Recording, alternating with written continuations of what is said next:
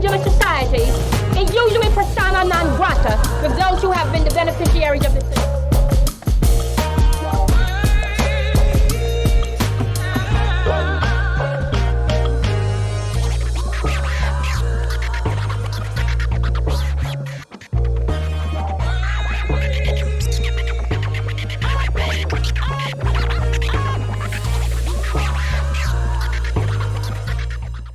52%. That is the stark figure that represents the number of Black applicants denied by home loans by Navy Federal Credit Union in 2022, casting a long shadow on the banking sector's ongoing struggle with discriminatory lending practices.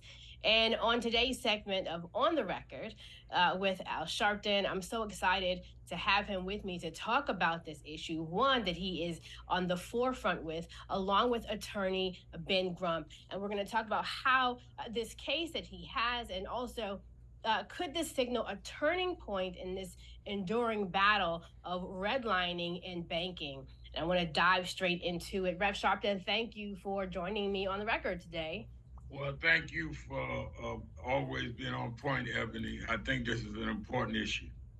The thing is, it's actually not even an isolated issue or one that really deserves, that has been getting the attention that is deserved. When we talk about a lot of these redlining cases, we see even the DOJ has fought many cases, leading to significant settlements. But can you just briefly talk about what is happening with Navy Federal? Well, Attorney Ben Crump and National Action Network and I found that there was it would appear to be a systematic exclusion of Blacks who has served the country, by the way, being able to get loans for home mortgages and home ownership from the bank that service people should be able to go to, but others were able to at a very disproportionate number. The key to wealth in this country has been home ownership. And if you can deny people who have put their life on the line and served this country in a systemic way the lack of home ownership, inadvertently you have them fighting for a country that would not give them the kind of life everyone else would have, even though they put their life on the line. So when Attorney Crump brought this to National Action Network and I was outraged. I would be outraged with anybody, but I was particularly outraged that you're talking about a bank set up for members that are have been of military service, discriminating and having a different set of rules for those that are of color. That cannot be tolerated. I think people really need to think about how historic practices in banking, you know, especially with our veterans, has a lasting impact on minority communities. And we're talking about how do we always tackle this wealth gap in this country. And you can't, excuse me, cutting you off, but you can't, in a long-term way, deal with the wealth gap without dealing with home ownership. And you can't deal with home ownership without dealing with the lending institutions. And if you in the lending institutions have a banking or lending institution set up particularly for people that have served the country, and even they face a Jim Crow policy, then what are we talking about? Absolutely. And it's in a continuum of so many other discriminatory practices. Like I was just doing a little research in First National Bank of Pennsylvania. They have $13.45 million settlement in 2024 addressing redlining in North Carolina services. There's a reckoning that needs to happen in this industry. And as you and Attorney Crump push forward with this lawsuit, what are the specific outcomes that you are hoping for? And is this also a part, can we also put this part of the reparations conversation? Oh, it's definitely part of the reparations conversation, but what we're looking for as an outcome, first and foremost, is that they, one, need to deal with why these practices are in fact continuing till this day. A systemic way they're going to correct a systemic malfunction, and how do they repair the damage of some of those people that they've turned down. So it's a three-step process as far as I see it.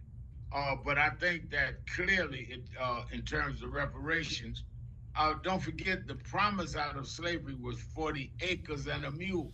We are still never got the 40 acres, didn't get the mule, and we're still fighting now to get the same equal and fair lending practices to buy our own homes.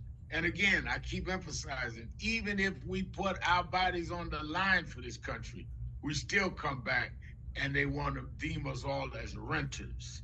And we cannot build wealth that way.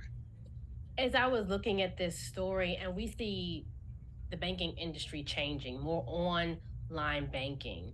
Not only that, we see artificial intelligence that is also being factored into this, and we're seeing biases in that system. So while we're trying to correct a decades-old system that has systematically discriminated against Black and brown people, against veterans, I'm wondering how hard it will be to play catch up now that you're also introducing AI and online banking. Is that also a concern of yours?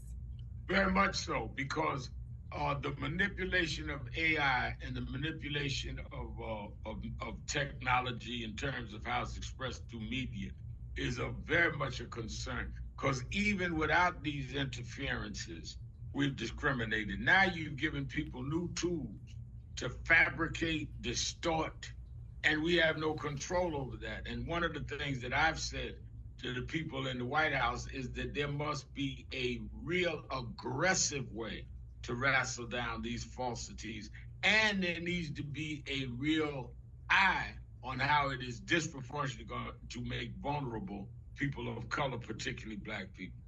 I'm glad you brought that up, because I was going to ask you, what your ask is from the White House. We know the president in this administration has tried to put forth the executive measures that would go against discriminatory measures. He's also made or directed his agencies to look at how to include equity into the things that they are doing. But how can they also effectively challenge and overcome some of these entrenched biases?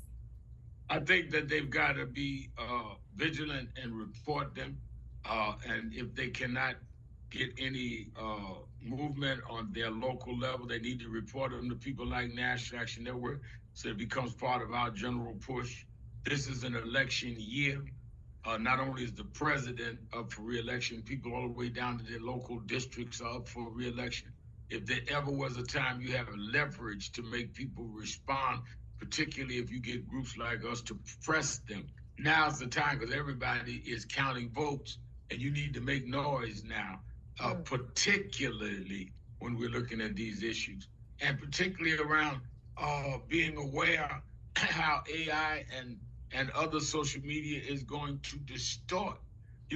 As you and I do radio and I do TV, when you look at the fact that young people are looking at TikTok and looking at other things, and AI is going to come out with all kind of tales that will politically drive some of our young people. We have got to be vigilant. This is not the kind of thing that'll work itself out. We're going to have to work it. Great note to end on, and I'm glad you said that, because a lot of people, Rev, don't know to or how to advocate for themselves, or that they're really being discriminated. It's not until sometimes you see someone that has done the data, that has brought forth the research or the report that shows this is what is happening in your community. This is how your home value is being devalued. And they don't know to even reach out to organizations like NAN. So thank you for the work that you are doing in getting this information out. Well, thank you, Ebony. Always glad to be with you. Well, I look forward to our next On the Record conversation with Reverend Al Sharpton. Make sure that you tune into him on his XM radio show, which I feel like you get so real on that show. I love listening to you on on XM, and then also on Politics Nation on MSNBC. Thank you so much, Rev Sharpton. Thank you.